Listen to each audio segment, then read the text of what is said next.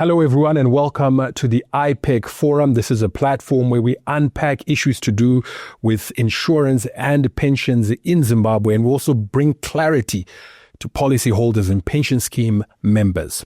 In our last episode, we had the privilege of speaking to Mrs. Sibongile Siwela. She's the IPEC Director of Insurance Supervision, and we discussed market conduct issues mainly relating to the insurance sector. Today, we turn our attention to pensions and the market conduct issues in that sphere, particularly the rights and responsibilities of pension scheme members, transparency in pension administration, and measures being implemented by the regulator, IPEC, to strengthen consumer protection in the pension sector. Joining me to discuss that is Mr. Polite Chidumwa. He is the Manager for Market Conduct in the Pensions and Life Department at IPEC. Mr. Chidumwa, welcome to the program.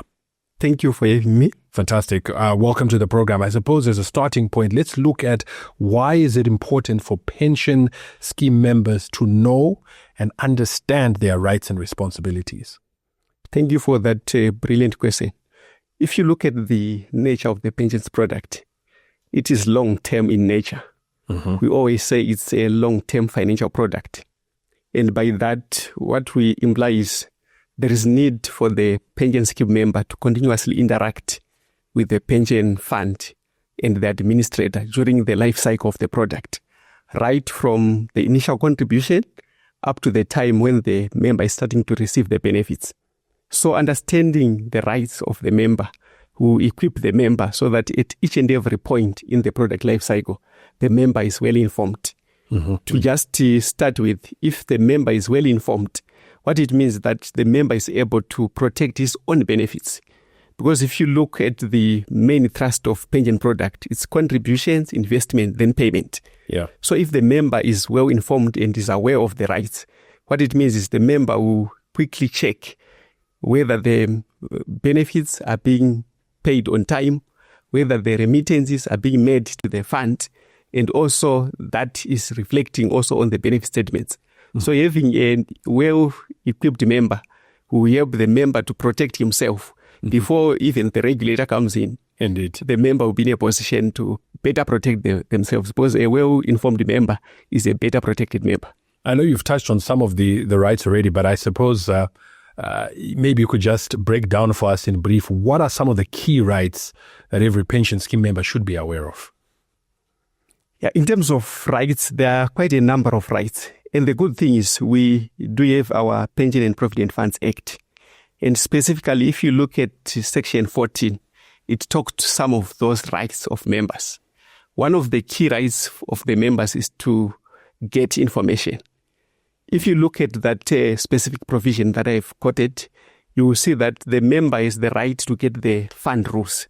Uh-huh. Because the nature of the pension product is that each and every pension fund will have a pension fund rules, which stipulates the benefits which the members are entitled to.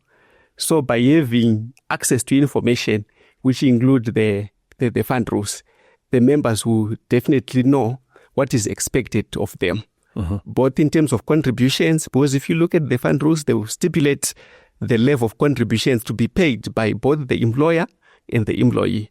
So by having this information, what it means is the member will have all the information, and the member will be equipped to track his own benefits, right from contributions, investments, and also the actual benefits which are being paid. Mm-hmm. Then one of the key rights that we always indicate is to say the member should have the right to get the benefit statements. Section 14, which has already indicated, it stipulates that each and every member has the right to get annual benefit statements. And by these annual benefit statements, the member will be in a position to know what the employer has contributed to the fund and what the member himself has already contributed to the fund and how the investment returns are varying. So by having that benefit statement on a yearly basis, it will then equip the member to see how the fund is performing and also to manage the expectations so that the member will know at the point of retirement what benefit will the member get. Because what I've noted is that without the benefit statement, one would think that maybe when he retires, getting a huge pot, the person is going to get $1 million. Yeah. But with the benefit statements being issued, the expectations of those members are managed. And if there are any issues which the members need to ask from the fund, they'll be free to ask. And generally, when this has been done, the ultimate right of the member is to get those benefits paid upon retirement. So when the member has been contributing, we always say at the Commission that the pension funds, they exist to pay benefits. So when those benefits fall due, the member do have the right to have those benefits which the member is entitled to, and to ensure that those benefits are actually paid. Okay. I want to touch on, before we get to obviously the most important thing that people obviously associate with pensions with is the payment when it's due. But you just mentioned benefit statements, and that is mandatory. So it is my right. Are pension funds and these companies doing that? Are they sending it out on a regular basis? Or are there situations where members actually have to say, look, I haven't received this, or they have to follow up? Is it something that should just be done automatically every year? As we have said, it's a legal requirement for pension funds to do that. All right. And it's already stipulated in the Act. So the initial expectation is that the fund administrator is supposed to send those benefit statements. Once the audited financials are out, it is the expectation that each and every fund administrator is supposed to issue the benefits. And the good thing about having members know their rights is that when the member is seen that they've not received the benefit statements, then they'll follow up with the fund administrator and request, because it is their right to request such information. And if it happens that they've requested for benefit statements and those benefit statements have not been issued to the member, then we always chip in as the Commission and ensure that the members do have their benefit statements. You did mention that, benefits must be paid when they become due, which I think is a very important tenet and, the pillar of pensions. Are there any scenarios or situations where members may not receive benefits when they become due? Yeah, from our experience, we've seen that there are some extreme circumstances where members might fail to get their benefits when they become due. This includes a situation whereby the sponsoring employer was not remitting the contributions to the fund. Remember, we have said that the pension equation is contribution, investment, then benefits. So if it happens that the contributions which the employer was deducting from the fund have not been remitted, what will then happen is that the fund will be in a position not to pay because nothing has been remitted. Yeah. So those are some of the extreme situations which we have noted in the market where the sponsoring employer has failed to contribute, has failed to remit those contributions on time. And this will then result in non-payment of those benefits. Though currently, if you look at the current legislation, as the Commission, we have now been empowered to follow up on those non-remittances to ensure that we engage the sponsoring employers to ensure that those remittances are done on time so that at the end of the day, members are not prejudiced. Yeah. We've spoken about rights, but there are also responsibilities that pension scheme members have.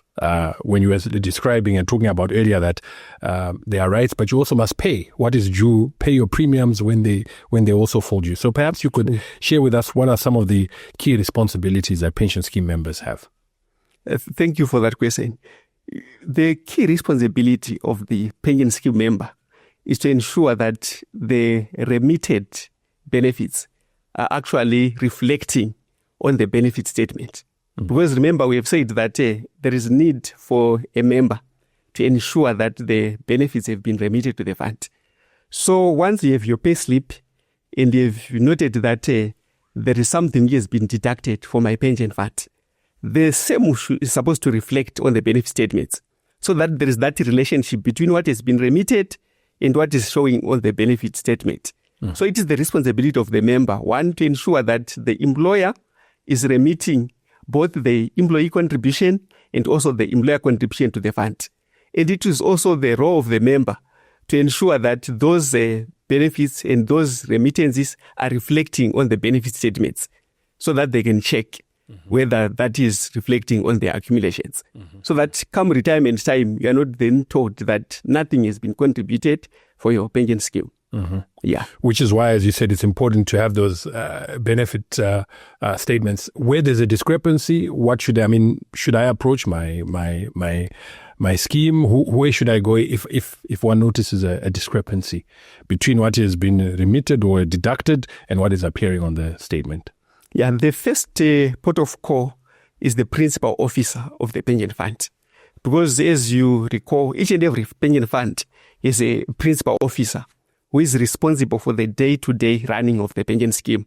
So if the member has discovered that there is a discrepancy between what the member has contributed and what is reflecting on the benefit statement, it is the right of the member to approach the principal officer. And if the member gets no joy, the member can also approach the fund administrator to make sure that there's a reconciliation between what has been remitted and what is reflecting. And also in the event that the two, both the principal officer and the fund, are not responding satisfactorily, it is the right of the member to then approach the commission and indicate that what I contributed is not in line with what is reflecting on the benefit statement. Mr. Chidumwa, there's something that I've heard or come across that is beneficiary nominations. As a starting point, what is that and why is it important that this be addressed and updated? Yeah, it is very important. Maybe let me just try to explain the aspect of beneficiary nomination. Remember, when one is contributing to a pension scheme, these funds which have been contributed are supposed to be secured, even if the member is passed on. So what will then happen is, when the member is passed away, there are some beneficiaries who are supposed to enjoy the contributions of the member. So the beneficiary nomination is the process which is being done by the member himself, where the member is indicating those who are going to enjoy the benefits in the event that the member is passed on. Yeah. So it's crucial that, you constantly keep these updated. For instance, maybe you have a new child or new dependents, that sort of thing. Definitely, you need to do that. It's actually part of the responsibility of the member that we are talking of. Because if you continuously update your beneficiary nominations, what it means is all the people whom you intend to benefit from your pension scheme, remember this is a long-term saving, and you wouldn't want someone who is not even entitled to receive such benefits to enjoy the fruits of your hard labor. Yeah. So what the member should do is to continuously update the beneficiary nomination form so that the fund administrator will be in a position to channel the benefits to the right person. And what we have noted, maybe just to add and to put some numbers, what we have noted during our Q4 2025 returns, we have noted that we have a number of unclaimed benefits. And these unclaimed benefits, some of them will be caused by the fact that the members have not been updating their beneficiaries. Because if it happens that the member is passed on and the fund doesn't have records for beneficiaries, it means there will be no one to come and collect. And it also puts the administrator in a situation whereby they won't be able to then get in touch with those beneficiaries. So in terms of the updates, it's not only the names of the beneficiaries which the members are supposed to update. They are also supposed to update the contacts for those beneficiaries, so that in the event that the member is passed away, the fund administrator will be very clear to say these are the beneficiaries and these are their contacts. Find them, yeah. And by so doing, our ultimate objective is to have these unclaimed benefits having been reduced from the current USD 20 million to an acceptable level, because these are the benefits which are already due, which members are supposed to come and collect. Is that the only driver of unclaimed benefits, the fact that beneficiaries have not been updated, or could there be other factors that are contributing to this 20 million figure you've spoken about? Yeah, to me, that is the major cause, the unupdated beneficiaries. But what you also see is that there are some members who are still in existence. They are still alive, but they don't know that their benefits have fallen due. So apart from the beneficiary side, we also have members who have left some pension schemes and their contributions have been reserved in what is called the preservation fund. In that preservation fund, we'll have specific rules to say when you reach the age of 55, your benefits become due and you should come and collect. So if it happens that the member during the working life, the member was not aware of the rules of the fund, to say that when I turn 55, I'm supposed to collect my benefits. members can turn 55 and they can languish in poverty when the benefits are already entitled to.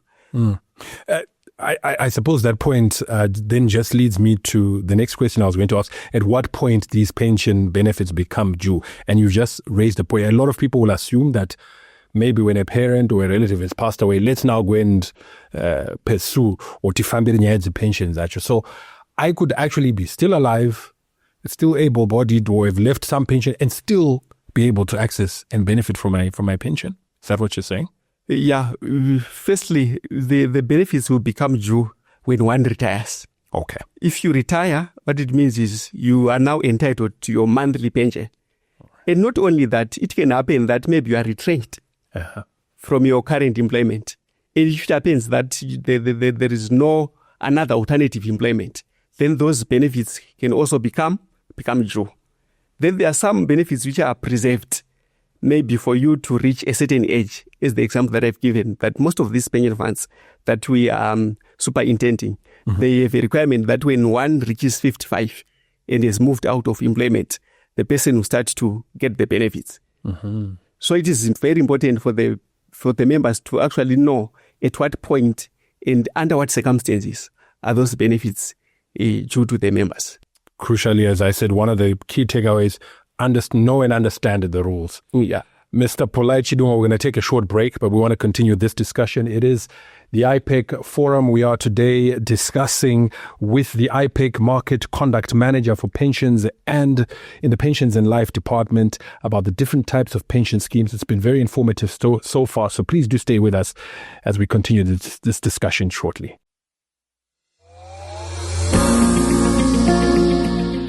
At the Insurance and Pensions Commission, IPEC, our job is simple: to protect your interests as consumers of insurance and pension products in Zimbabwe. Through our Client Service Charter, we commit to transparency, efficiency, and professionalism in every interaction with our stakeholders. What can you expect from us? Prompt responses to your queries, fair handling of complaints, clear communication about your rights and responsibilities, timely processing of all licensing applications, respect for your confidentiality. We aim to respond to general inquiries within 3 working days and complex ones within 7 days. And complaints? We resolve most within 7 to 30 working days, depending on how detailed they are. What we expect from you. Be respectful. Give us complete information. Please report any misconduct or corruption. Check our website first, www.ipec.co.zw. Your answer might be right there. And remember, we are here for you. You can reach us by phone, WhatsApp, email, or even walk into any of our offices in Harare or Bulawayo. IPEC, protecting the interests of insurance and pension consumers. Welcome back. It is the IPEC Forum. Today we are with Mr. Polite Chidumwa. We are discussing issues to do with rights and responsibilities of pension scheme members and the importance of actively monitoring one's pensions benefits. Mr. Chidumwa, why is transparency important in the administration of pension funds? As I've said, a pension scheme is a long-term product, and the aspect of transparency is very important in terms of building trust. Because once there is transparency between the members and the pension scheme members, it means the pension scheme members are going to trust on the systems by both the pension fund and the administrator.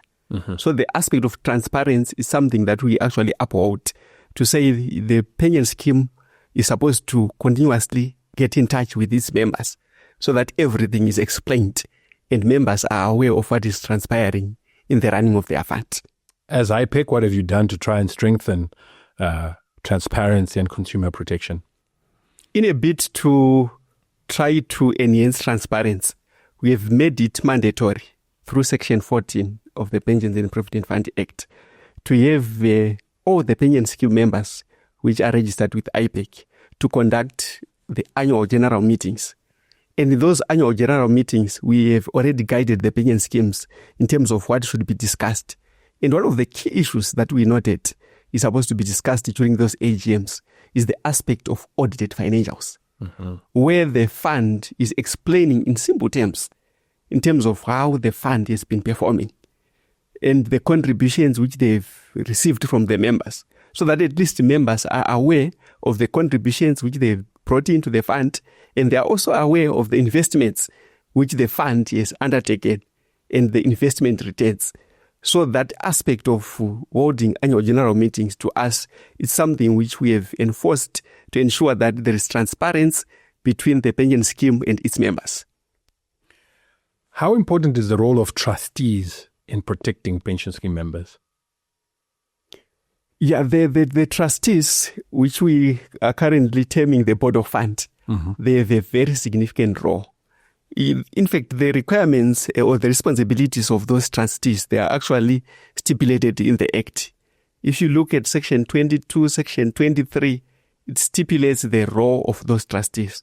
And one of their major roles is to ensure that the fund is managed in a safe and sustainable manner. And by that, they are also supposed to ensure that the contributions which members are contributing to the fund are actually remitted, so that at the end of the day, like what we said, there is no situation where the member expects benefits and those benefits are not paid. And it is also the duties of those trustees to appoint service providers in the event that they cannot have some expertise from within. And what we've noted is, maybe just as an example, is that most of these trustees, they will discover that they might not have the investment expertise. So they will then look at the service providers, which includes your asset managers, so that they can do the investments better.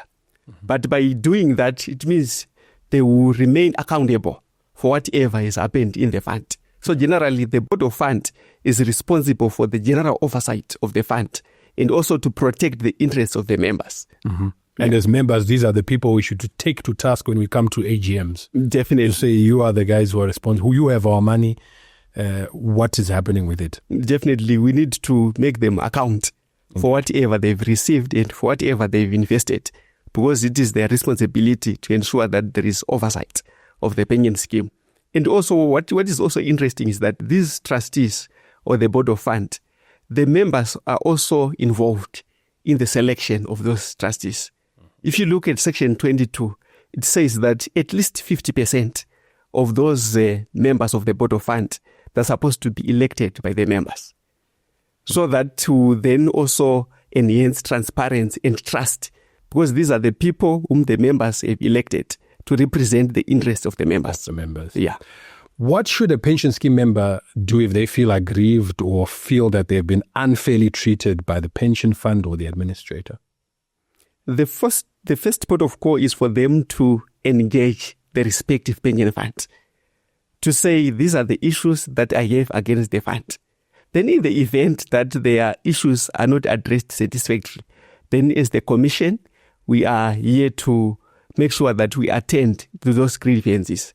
And in attending to those grievances, obviously, we also engage the entities which are involved and also the member, so that we ensure that at the end of the day, what the members has raised has been attended to. And in the event that they are also not happy with the position that we have taken as the commission, remember we are also a public entity and we are also subject to public scrutiny. They also have the right to appeal to the Minister of Finance and Economic Development, so that they can actually air out their grievances to ensure that they are resolved. As we wrap up, is there any final message or parting shot you might have for pension scheme members? Yeah, for pension scheme members, as we have initially said, it is very important for them to know their rights. I would urge for each and every pension scheme member to know the fund rules, to say what do the fund rules say about the contributions that I am supposed to remit to the fund. What do the fund rules say about the employer contribution? And by so doing, having that information, we can then compare what is remitted and what is supposed to remitted. So what is important is for the members to have those fund rules. And secondly, I would also urge all the pension scheme members to participate in AGMs, because it is during these AGMs where the affairs of the fund are actually discussed, right from contributions, from investments. So if we actively participate in those fora, it ensures that all the issues that we have are actually attended to. And by just participating, we also urge members to actively engage the service providers so that if there are any issues which are not clear, those issues are actually attended to. And we have been attending these AGMs, and we have noted that even the auditors of those respective pension schemes, they also attend to explain some of those issues. So the members should actually take advantage of that platform which has been put in the legislation to ensure that there is continuous interaction between the fund and its members, so that at the end of the day, we get our benefits which we are entitled to. Mr. Chidumwa, I want to thank you so much for coming through, taking your time and sharing this very important information with us here on the IPEC Forum. Thank you very much. And to our viewers, I want to thank you for watching and joining us. I think it has been a very informative discussion, and we look forward to you joining us again in future editions of the IPEC Forum. If there are any issues, any questions that you would like addressed with regards to insurance and pensions issues, do get in touch with the Insurance and Pensions Commission, IPEC, on the different communications platforms that obviously appear on this program. You can also walk into any of the offices dotted across the country. Some of those questions that you may raise may inform the content that will make future programs of this IPEC Forum. So we do encourage you to take advantage of that opportunity. Until next time, my name is Farai Mwakutuya.